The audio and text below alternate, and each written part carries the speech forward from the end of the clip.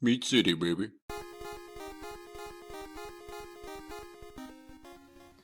Hello and welcome back to Meat City Gaming. JD here with another Star Wars Galaxy of Heroes video. And today we're continuing with Aggressive Negotiations, the legendary event for Padmé Amidala. And before we get into it, let me just say this is a really hard legendary battle to do what I normally do, whereas try to kind of come up with a creative way to maximize the mechanics and maximize the characters available to get through with the minimum gear level possible. In the previous video for Tier 5, I instead took a different approach and tried to get through it with kind of the oldest, most common characters available. Again, I don't have a test account, so I can't pick and choose how I approach these battles. I have to use my roster. And so for this battle, you need Separatists, and so the good Separatist squad are the new droids, including the B1 and the Droideka, have only been out for a week that they've been farmable, so I don't have them ready to go. And instead I tried to go with an old school team. Dooku lead, Geo trio, they've been good with ships for a long time, so it's likely, if you've been playing for a while, that you've got them geared up. And then Assajj Ventress as the 5th, because she is another really good character in a solid lineup that you're going to get a lot of use out of. So I tried to pick the most commonly available team to get through it. And unfortunately, I already had them pretty much all at Gear 12, except for Count Dooku. So that was the approach I took to that. None of the droids were used. Not Grievous, not Droideka, not B1 or B2 or any of them. And we did get through it. But again, it took almost a full Gear 12 squad. And while I do believe there was a little leeway in that, you could get by with a little less, I really don't think you could get by without much less. Those characters, a number of them, are probably getting reworks soon. So if you're gearing them up, or if you have them, they'll be more powerful, I believe, the next time this event comes around. So hang on to them. If you're gearing them, I don't think it'll be a waste, and you might be able to use them to defeat the legendary battle the second time the event comes back, because they'll be more powerful with their reworks. With all that said, I tried to do Tier 6 with that same team, and it was not going anywhere. This lineup that you're facing is so good at sustaining a battle. Usually that's the tables are turned. If you can slow things down and control the pace, you can use healing and regeneration and resurrection to keep your units in the battle and kind of grind out a win. Unfortunately, it's the opposite here. The Amidala team is built for that. They have constant protection up, so they're regenerating protection. They heal all the time. And they've got Jolee reskinned as a Kalmari Jedi who can just make other characters come back from the dead on, I think it's a 2-turn cooldown.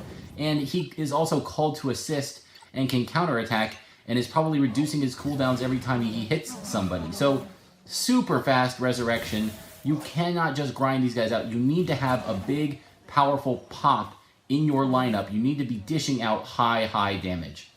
Unfortunately, one of the only ways to do that is with a General Grievous lead. And again, if you have the droids, they synergize very well. And if you have the new droids, you can probably get through with less. But without that, I've had to resort to the General Grievous lead. And I've also brought in the B2 Super Battle Droid. It is really good for this battle because anytime your other allies are getting hit, there's a chance that that B2 reduces its cooldowns, and there's a chance that it gets 100% turn meter, so it can constantly use its special attack, which clears all buffs from the enemy squad, and can also put up buffed immunity. Another way to control General Kenobi to keep the protection up clean off of the opponent's squad. So those two are really good. Grievous can hit really hard, and B2 can help clean and control the enemy. The problem with Grievous is his attacks and his damage are based on his maximum health, and he doesn't really get enough maximum health to do significant damage until he gets up to, yeah, you guessed it, Gear 12, Gear 12 plus. Those last couple pieces are what gives him most of his health pool. So again, if you're going to do this battle and you're going to use Grievous, he has to be really high gear. I don't think you can do it with a Gear 10 because his health pool is not going to be high enough and you're not going to be doing enough damage. You need Gear 12 so you can put the 6E mods on so you can get that health pool high so you can do the significant damage. So that's where we are. I have since resorted to this team that we're going to see. I went with a Grievous lead. I'm still using Assajj. She can still debuff the enemy squad or clean those buffs from the enemy squad.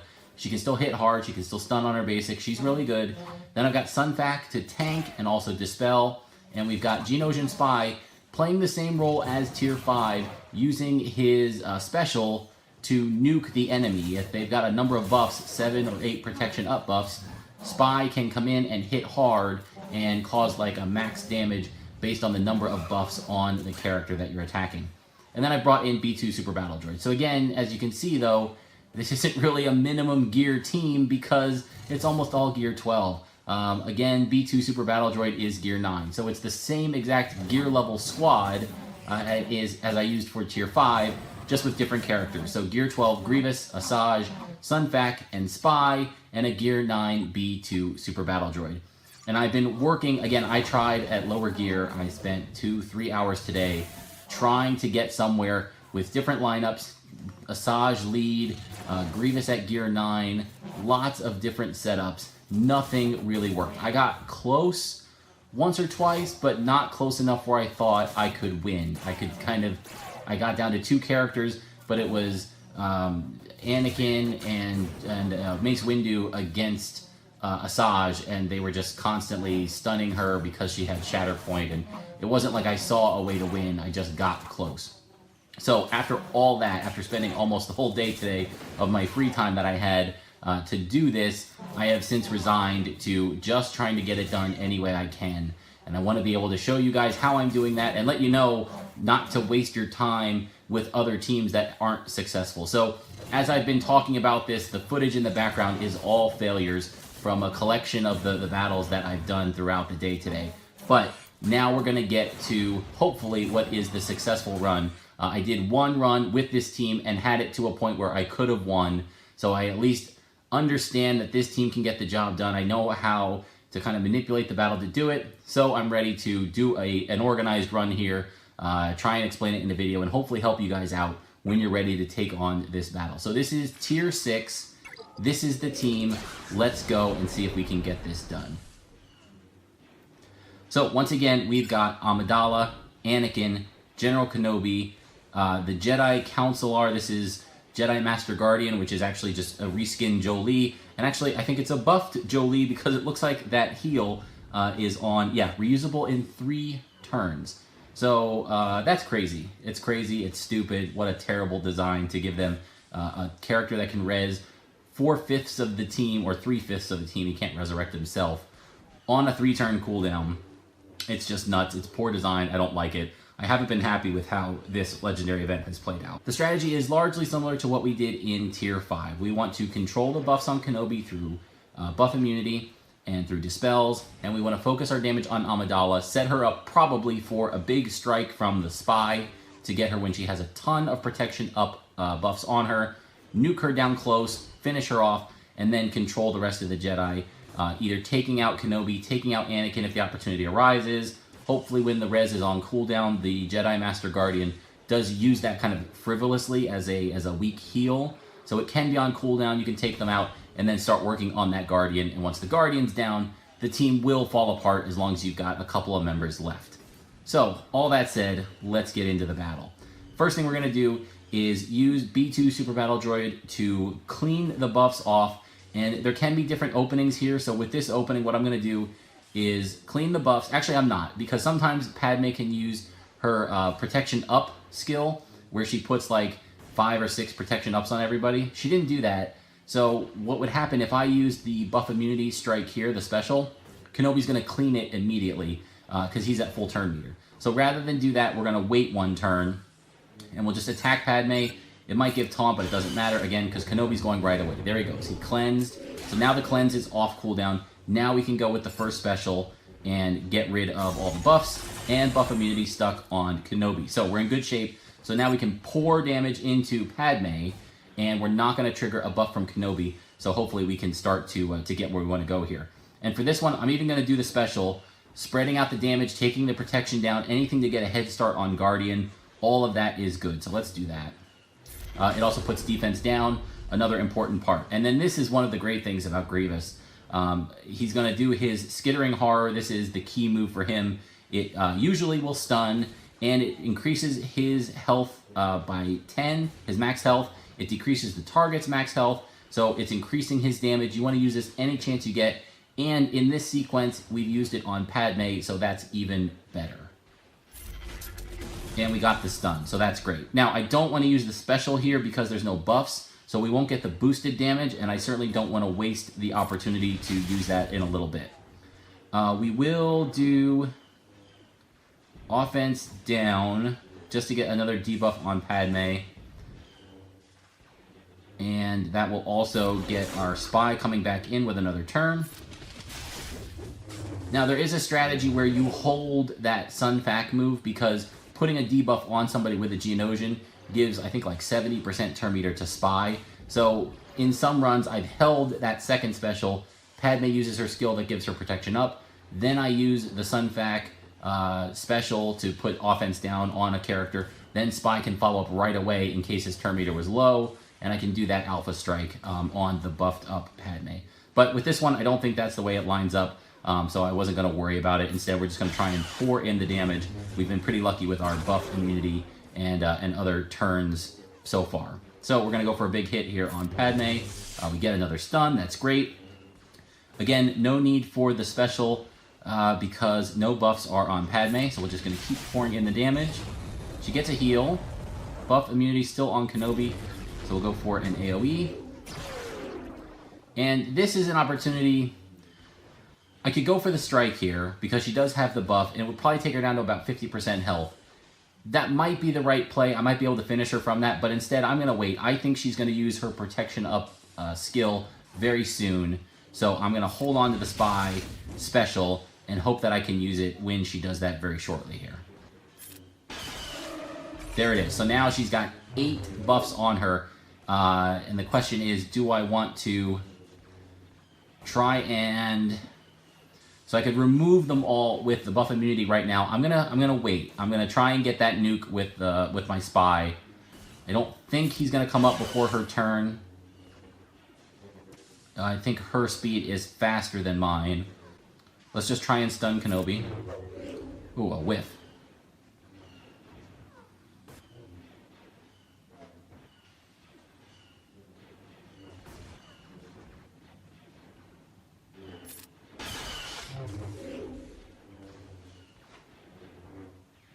Okay, so it's pretty clear. Padmé is going to go before the spy, and after her turn, she'll dispel all the protection up on her. So rather than let her do that, we're just going to wipe away... Actually, I still don't think it will. Let's just put the buff immunity on Kenobi at this point so we can switch back to the target we want. Oh, and look at that. We get to do it anyway. Okay. Wow, that I don't know how that worked, but I think maybe Sun Fac got a debuff in there, which pulled up the turn meter. So this should be a huge hit. Hopefully we crit, and we might be able to take her out in one turn. Let's slow it down. 40,000 or 32. I couldn't tell if that was 32 or 39,000. Either way, a really big hit. She's down really low now, and we're going to try and finish her off here quickly before she gets healed. And there she goes. Okay, Padmé's down. Really good shape, and now we're going to pour in the damage, look for mainly focusing on the Jedi Knight Guardian. If one of the other targets presents themselves, we'll take them out to limit the incoming damage. But our whole team is up. Everybody still has protection, so that's as good as this can go. But again, even if you take some of the gear off, now obviously Spy could probably not have all that gear on. Sun Fac needs to be healthy and have protection so he can tank. So yeah, there's a little bit you can do with the gear, but not a lot. This team is kind of locked in because of the way the event is designed and because of the way the Separatists are currently. So let's again try to get defense down on everybody. We get a couple in there. We don't need to use the special because everybody has buff immunity, so rather than waste it, we'll hang on to it. And we're just going to try and keep pouring in the damage. Another skittering, horror, and perfect. We can get it on the Guardian. Probably won't get the stun. Oh, we do. He's got a ton of tenacity, so it's usually tough to get him. But on top of that, we lose B2, but because we do have the Zeta on General Grievous, I think that's Metalloid Monstrosity.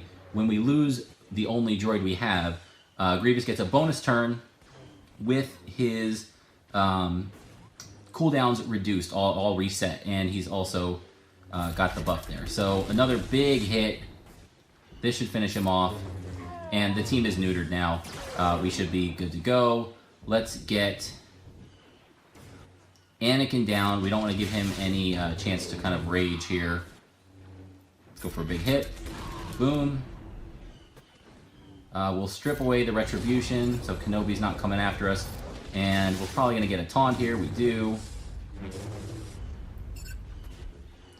We'll do the area attack. We'll wipe away the taunt. We'll do the AoE.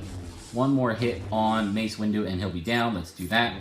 And Kenobi doesn't have enough damage to take this team out. We'll go for one more Alpha Strike, 31,000, and there we go. So it went from bashing my head against a wall for hours at tier 6 with slightly less gear, with different squads, to, I mean, that was cruising. I said I did this once before and got to the point where I could have won it, and this was the very next attempt. So basically 2 in a row.